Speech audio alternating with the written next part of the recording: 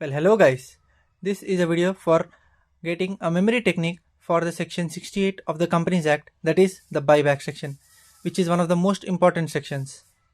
Now I have covered all of these points in a 10 finger memory technique. So let's get started.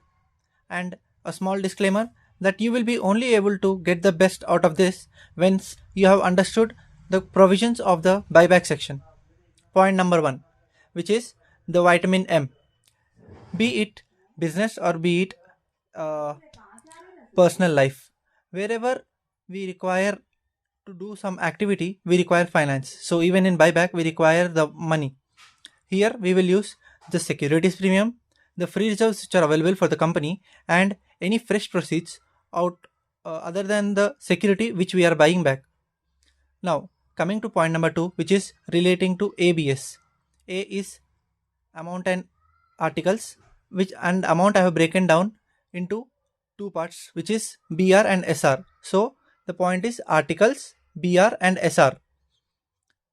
So whenever the monetary threshold for buying back crosses the 10% of the paid up share capital plus the free reserves, then we have to go for a SR. If it is less than or equal to 10%, then a BR is sufficient. Now coming to the third point, which is ADS. A is the amount to be used, D is the debt equity ratio, and SP is the securities premium. A amount to be used should not cross more than 25% of the paid up share capital and the securities premium. And I have put this in the third point because it falls between point number 2 and point number 3, which is 2.5, and can be easily related. Now debt equity ratio should be 2:1, which is the sum of 2:1 is 3. In that ways we can remember. Now coming to the fourth point, which is coming on my index finger. So 1, 2, 3, 4.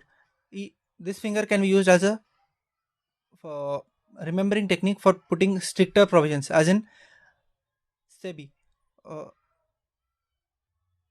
as in SEBI, which means that SEBI provisions are very strict, and any violation will lead to penalties and imprisonments.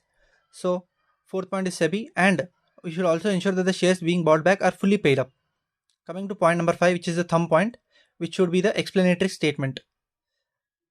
In a thumb rule, we usually cover the main or the important points like why, what, and how, which are material questions. Here, why means the purpose of the buyback or the necessity. What means the class of securities being bought back.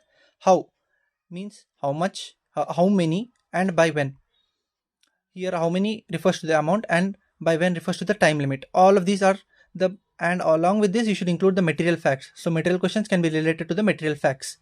Now, coming to the point number 6, which is coming on my pinky finger, which is rule of 1, that is 1 buyback per year. Complete the buyback within 1 year. And as point number 1, it can be related to, there it was sources of finance, here it is sources from which the shares are to be bought back. It can be bought back either from the open market, either from the employees or from the shareholders. Point number 7 being the jersey number of our Captain Cool MSD. He is always cool, calm and confident. So in the same manner, whenever directors are going for a buyback, they should be cool, calm and confident, and only then they will sign the declaration of insolvency, because their reputation is on the line. Point number 8, leverage previous point numbers as limits. For suppose 7th point, shares bought back to be destroyed within 7 days. So 8th point is leveraging on the 7th point. 7th point, 7 days. Now coming to the 6th point, no fresh issue for 6 months. 6 points. So 6 months, 6th point, like that manner. Now coming to the 9th point, which is again coming on my index finger, which means there is a stricter provision. Here it is documentation. Be it audit or be it law, documentation is necessary, because if it is not documented, then it is not done. So here we will document it in 3 places, one with ourselves, one with the regulator, and one with in the financial statements. Though financial statements sounds weird, I'll explain it how.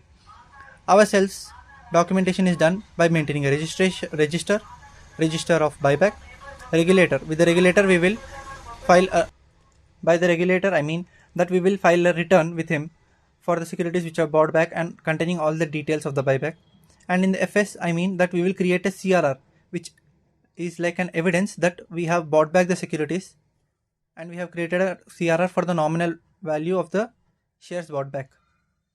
Now last provision but not the least, the penalty. It ensures that a 1 lakh to 3 lakh penalty for company and every officer in default is paid in case any of the provisions of the buyback sections are violated. So a quick recap.